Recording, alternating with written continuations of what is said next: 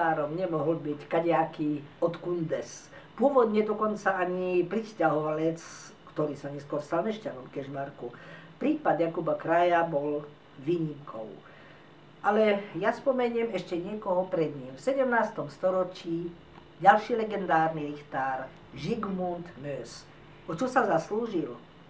O to, aby sa Kežmarok dostal spod područia hradného panstva, v ktorom bol od roku 1462. Práve vďaka tomuto richtárovi, ktorý chodil po cisárskom dvore, robil, čo sa dalo, a vďaka tomu, že mal dôveru ľudí, sa podarilo Kežmarku vymaniť spod doslova otroctva rodiny Tököly, ktorej tu žili 4 generácie. A mysleli si, že slobodné kráľovské mesto zmenia na poddanské mesto.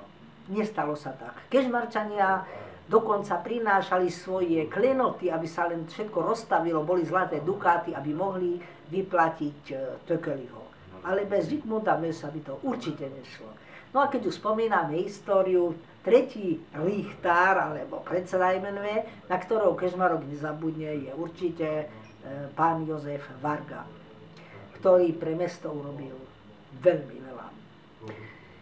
Ako to kedysi bolo s voľbou richtárov, tak zišla sa rada mesta a tá hlasovala, kto by mohol byť. Samozrejme padli určité mesta a títo ľudia hlasovali. Vnútorná rada, to ako dnešná rada mesta, mala 12 ľudí a veľká, to ako teraz mestské zastupiteľstvo, tá mala okolo 50. Keď už bol zvolený ten richtár, tak ho priviedli do kostola, v tomto prípade týchto starých storočí do evangelického, pretože Kežmarok ako nemecké mesto bol evangelický, a tam skladal sľub vernosti svojmu mestu. No a môžem povedať, že títo legendárni richtári skutočne za svoje mesto aj život položili, ale hlavne svoj rozum, cit a silu. Ale my si veľmi ceníme návštevu prvého československého prezidenta Tomáša Garrigua Masaryka. V Kežmarku sa objavil s francúzskym maršalom. Traduje sa, že prišiel Masaryk na bielom koni.